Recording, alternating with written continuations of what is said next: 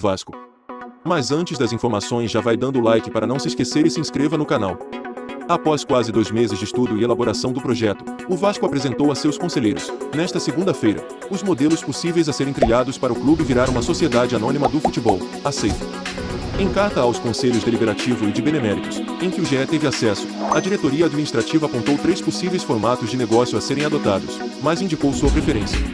O documento ressalta que, o mais factível, em seu entendimento, é o modelo que eventualmente teria o Vasco como sócio minoritário.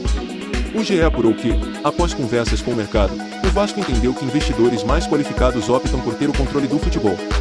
Por isso o clube avalia que ser sócio minoritário geraria um impacto maior e imediato.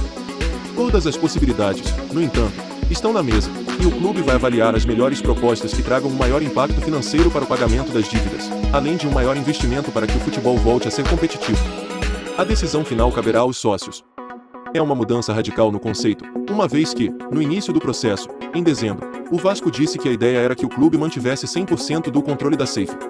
Esse modelo, segundo a carta enviada aos conselheiros, é o mais praticado no futebol mundial e traria um aporte mais significativo de investidores, que passariam a ter o controle da SAFE.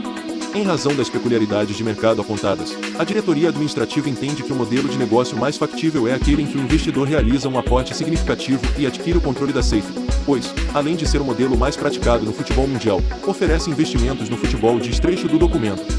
O clube frisa, no entanto, que seria necessário criar regras para preservar a identidade do Vasco. Caberá aos conselheiros e sócios definir qual o melhor caminho e plano de negócio a seguir. Nesse caso, é essencial que sejam ajustadas regras que assegurem a preservação das tradições e da identidade e a realização de investimentos na SA FECA coloque em condições de disputar títulos e ser protagonista no futebol brasileiro e sul-americano, aponta outro trecho do documento. No documento enviado ao Conselho, o Vasco apresenta uma análise sobre 3 formatos possíveis da SAFE. Os 3 modelos são: SAFE 100% de titularidade do Vasco, SAFE com participação majoritária do Vasco, SAFE com participação minoritária do Vasco.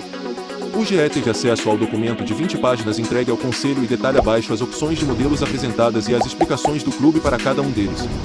SAFE 100% de titularidade do Vasco. Nesse modelo, o Vasco seria dono de todas as ações da SAFE e não as venderia para investidores. Mas como conseguir investimentos sem abrir mão do controle?